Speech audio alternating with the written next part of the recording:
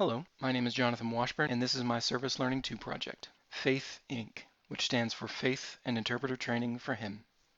This is a fictitious nonprofit organization that I established based on my previous service learning project, where I discussed the tremendous problem of unqualified interpreters in the religious setting.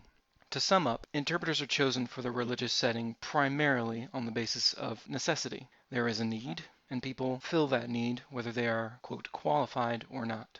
Now, to be qualified does not also mean certified, though it can mean certified. But you can also be certified and not qualified. Let me explain. Let's say that you have your National Interpreter Certification, but you're called to interpret in the theater. Now, you have no experience interpreting in the theater before. You may be certified, but in this situation, you are not qualified. Now, in the religious setting, that does not mean that you shouldn't take that interpreting assignment. It does mean, however, that you need to be aware of how you are unqualified and work to better yourself so that one day you are. And that is the primary purpose of Faith Inc., to equip those who have been called to that ministry. You may be familiar with that phrase. It's because we use it in church a lot. God does not call the equipped, He equips the called. Here is the mission statement of Faith Inc., and I won't go through it all, but I will highlight the main points.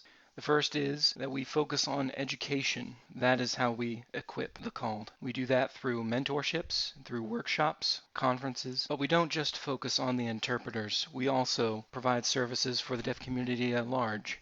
In the state of Georgia, there are several deaf churches and interpreted services, but it is incredibly hard to find them. I know, as last semester I did the research to find several deaf ministries in order to ask them a series of questions. And even churches that I knew had deaf ministries, it was still difficult to find information on their website about the deaf ministry or who was responsible for it. And in some cases, I was bounced around from pastor to pastor until finally I was directed to the volunteer responsible for the deaf ministry.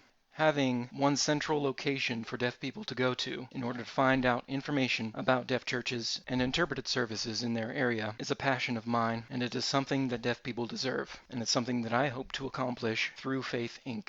It will also be the responsibility of Faith Inc. to host fundraisers to sponsor all of these different events. As a nonprofit organization, all of the money that we raise goes back into the deaf community through training up of interpreters and providing fun or entertaining services that we use as fundraisers.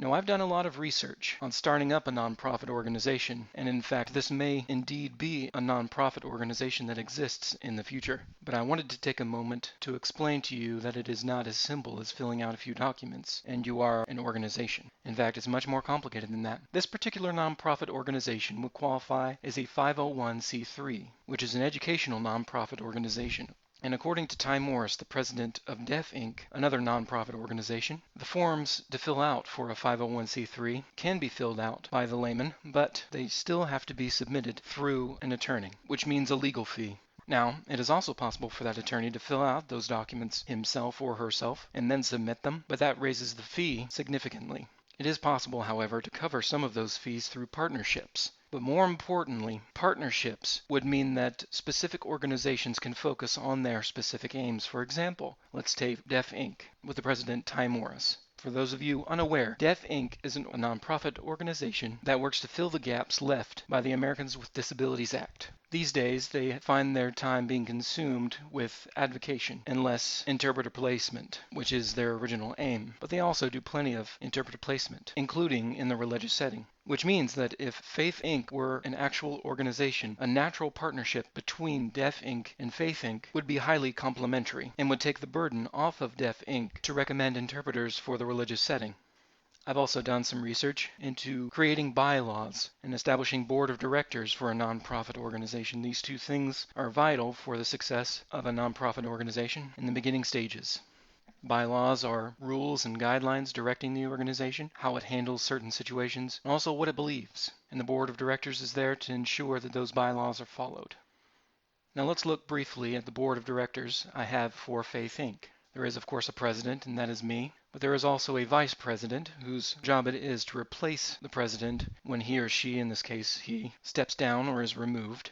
And my ideal is to have a deaf volunteer in that position. In fact, I would prefer if there were a deaf volunteer on almost every position on this board, with the possible exception being secretary, who's being filled by our own Desiree Franklin, whose job it is to reach out to both deaf and hearing individuals for the purposes of interpreter placement and keeping track of churches and ministries that cater to the deaf community.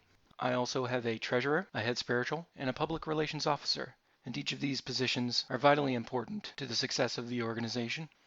Here are a few of the positions that are still open. There is, of course, the vice president, which I spoke about earlier, and its specific job, the vice treasurer and its specific job, the chair, which for the moment is being filled by the GroupMe app, the chaplain, which will, for the time being, be covered by everyone in the board of directors, and also the head of IT, which for the moment will be myself and whoever else wants to participate in the running of the website.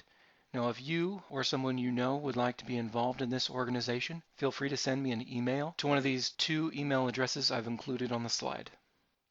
Let's talk briefly about the Matching Religious Beliefs Assessment. If you have not heard, I am trying to put together an assessment that helps people understand their own religious beliefs. For the moment, it is catered specifically towards Christian denominations, but I hope to one day have one available for people of every religion.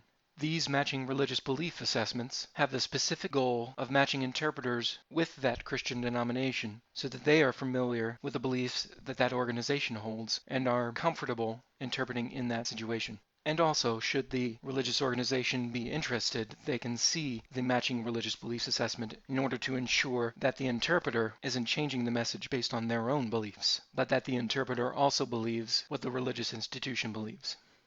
Now let's talk about the bylaws. Now I've already described what the bylaws serve as, but let's briefly talk about the bylaws that I have established for Faith Inc. Article 1 describes what the organization is and what it is to be called. Article 2 outlines its purposes. 3, 4, and 5 relate to the board. Article 6 is about meetings, which will be the primary responsibility of the chair, keeping us on task and taking notes. Article 7 will be about voting, and that will be specific to the board of directors. Article 8 will be about the mentorship program that Faith Inc. will have. Article 9 will be about memberships, those individuals who want to be involved in Faith Inc., but not to the extent that a board member would be involved. And Article 10, which outlines that any of these bylaws, including Article 1 that states the name of the organization, can be changed by a 2/3 majority, which ensures that no one is in charge of everything. Now let's talk about workshops, education. Last semester, I interviewed about 25 different churches with deaf ministries, and one of my questions was, if there were to be a religious interpreting workshop, what topic would you want it to be on? And these are the results that I received. You may notice that things like interpreting scripture and Bible study are also included in workshop topics. This was a bit of a surprise for me, that religious interpreters would want to focus on their own spiritual growth in these workshops and not just their professional growth. And also, if you want to know what church-isms is, it is the interpretation of church idioms, phrases and expressions that, had you not grown up in that religious institution, would be confusing to you. For example, Christians do not literally bathe in blood. That simply means that they are covered in the forgiveness brought on by the shedding of God's blood. And that interpretation is necessary to know when religious leaders use expressions like that, as if everyone should understand what it means.